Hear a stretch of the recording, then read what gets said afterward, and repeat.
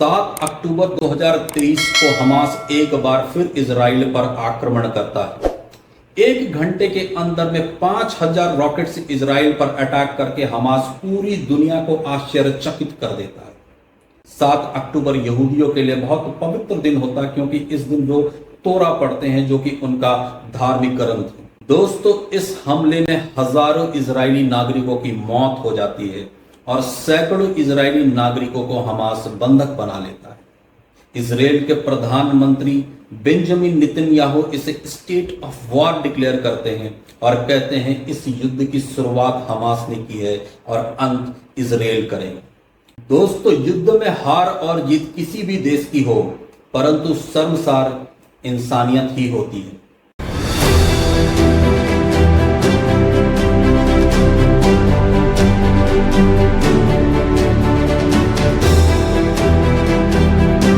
दोस्तों, इजराइल और फिलिस्तीन का इतिहास बहुत ही रक्त रंजित है।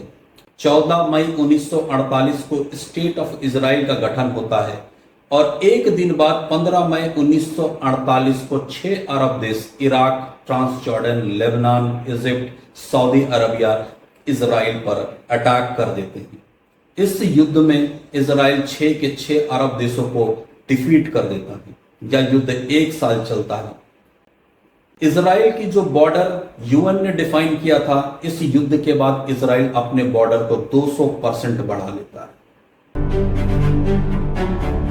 एक तरफ यहूदी लोग अपनी मातृभूमि इजराइल के लिए मर मिटने को तैयार थे, वहीं दूसरी तरफ फिलिस्तीनियों का सिर्फ एकमात्र उद्देश्य था कि फिलिस्तीन से यहूदियों को मारकर भगा देना है। दोस्तों, इसमें कोई दो राय नहीं है कि यहूदी लोग दुनिया के सबसे ज्यादा परसिक्यूटेड कम्युनिटी है। 2000 साल तक विश्व में दर दर भटकने के बाद जब 14 मई 1948 को उनकी मातृभूमि इजराइल मिलती है, तो वो अपने मातृभूमि के लिए जी जान लगा देते हैं। स्टेट ऑफ इजराइल के गठन के बाद ही इजराइल गवर्नमेंट का एकमात्र उद्देश्य था कि इजराइल को एक मजबूत राष्ट्र बनाना है।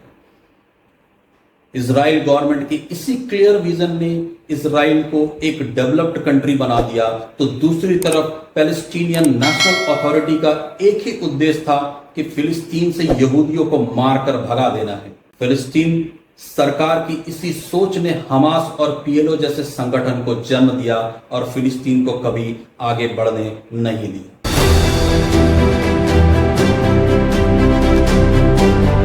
दोस्तों, आइए आज की इस वीडियो में इजराइल और फिलिस्तीन के इसी रक्त रंजित और जटिल इतिहास को बड़े ही सरल शब्दों में समझते हैं। दोस्तों, वीडियो को अंत तक जरूर देखिएगा और सब्सक्राइब करना मत भूलिए।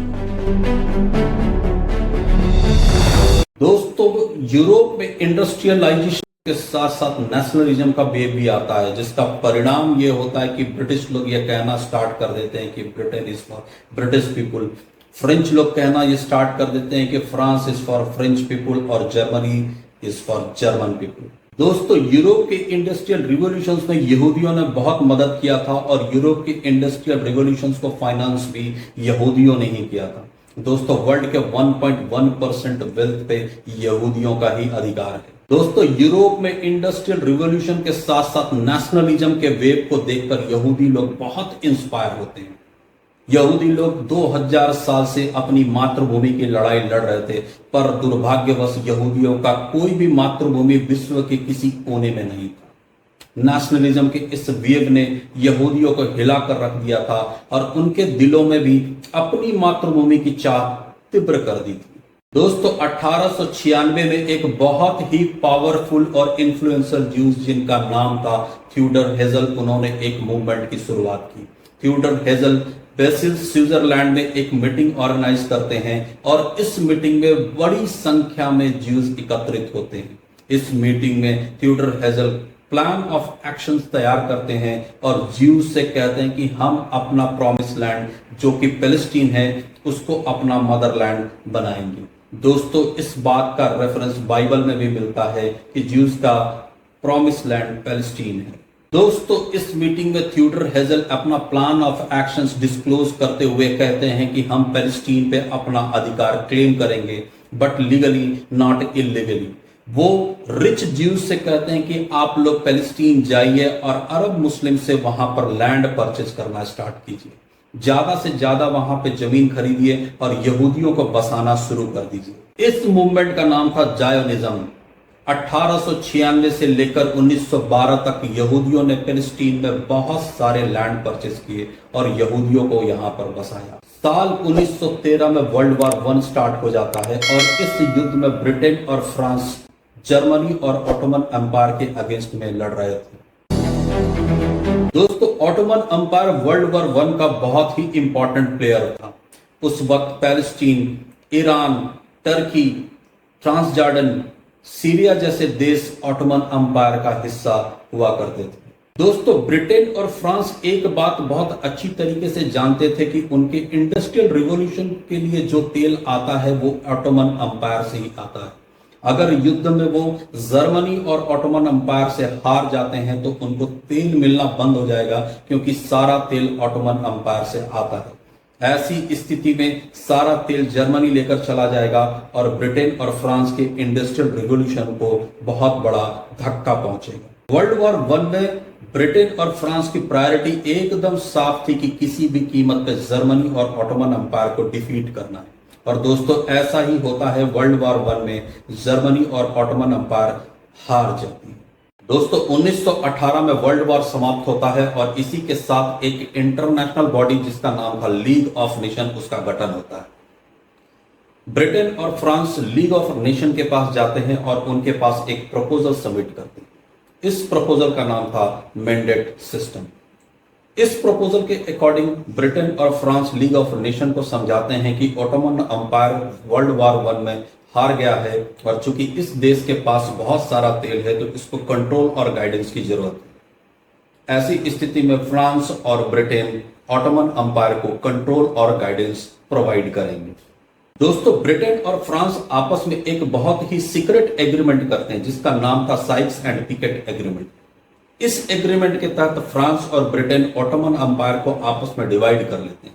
फ्रांस लेबनान और सीरिया पे कंट्रोल करता है और ब्रिटेन पैलेस्टीन, इराक और जॉर्डन पर कंट्रोल करता है। फाइनली लीग ऑफ नेशंस भी ब्रिटेन और फ्रांस के मैंडेट सिस्टम को अप्रूव कर देते हैं। इसके बाद ऑटोमन एम्पायर का कंट्रोल ब्रिटेन और फ्रांस के पास चला जाता है। लीग ऑफ नेशन के अप्रूवल के बाद फिलिस्तीन ब्रिटिश का मैंडेट पावर बन गया था। ऐसी स्थिति में फिलिस्तीनी लोग ब्रिटिशर्स के पास जाते हैं और उनसे कहते हैं कि चूंकि आप हमारे मैंडेट पावर है तो आप हमारे फिलिस्तीन के अंदर यहूदियों का माइग्रेशन से रोकिए। ब्रिटेन फिलिस्तीनियों के दबाव में आकर यहूदियों का माइग्रेशन फिलिस्तीन के अंदर रोक देता है। यहूदी लोग फिलिस्तीन के अंदर लीगली नहीं आ सकते थे, परंतु इलीगली इजिप्ट और ट्रांस जॉर्डन के रास्ते फिलिस्तीन के अंदर आ सकते थे। यानी कि इनका रेस्ट्रिक्शंस लीगली तो बंद था, बट इलीगली अभी भी यहूदी लोग फिलिस्तीन के अंदर माइग्रेट कर रहे थे। 1945 में वर्ल्ड वॉर 2 खत्म होता है और इसी के साथ लीग ऑफ नेशन भंग कर दिया जाता है और एक नया इंटरनेशनल ऑर्गेनाइजेशन जिसका नाम था यूनाइटेड नेशन, उसका गठन किया जाता है। 1946 में ब्रिटेन यूएन के पास जाता है और बोलता है कि अब उससे पैलेस्टीन संभल नहीं रहा है। ऐसी स्थिति में पैलेस्टीन का कंट्रोल यूएन अपने हाथ में ले ली। 1947 में ब्रिटेन पैलेस्टीन को यूएन को हैंड ओवर कर देता है। दोस्तों, पैलेस्टीन का इशू रिजॉल्व करने के लिए यूनाइटेड नेशन एक कमीशन का गठन करता है जिसका नाम था United nation special commission on Palestine. दोस्तों, 1947 आते आते तक पैलेस्टीन एक इंटरनेशनल इशू बन गया था और इस दौरान यहूदियों और फिलिस्तीनियों के बीच में लड़ाई और खून खराबा काफी बढ़ गया था। दोस्तों, इस कमीशन में 11 कंट्रीज मेंबर थे जिसमें भारत भी एक मेंबर था। दोस्तों, नवंबर 1947 में कमीशन यूएन को 2 प्रपोजल सबमिट करती है। पहला प्रपोजल था यूनिफाइड पैलेस्टीन, जिसमें एक कंडीशन यह था कि ज्यूज को सिर्फ उनके धर्म स्थल पर पैलेस्टीन के अंदर पूजा अर्चना करने का अधिकार होगा। दूसरा प्रपोजल था division of Palestine. UN voting कराती है और सबसे ज्यादा वोट डिवीजन ऑफ पैलेस्टीन को मिलता है। इंडिया भी इस वोटिंग में पार्टिसिपेट होता है, परंतु इंडिया का वोट यूनिफाइड पैलेस्टीन के लिए था। वोटिंग के आधार पर यूएन पैलेस्टीन का डिवीजन को अप्रूव कर देती है। At Flushing, Long Island, the General Assembly of the United Nations has made its decision on Palestine. The map shows what partition means. The Jewish state colored light, the Arab state dark, Jaffa to go to the Arabs, Jerusalem internationalized. The resolution of the Dutch Committee for Palestine was adopted by 33 votes, 13 against, 10 abstentions.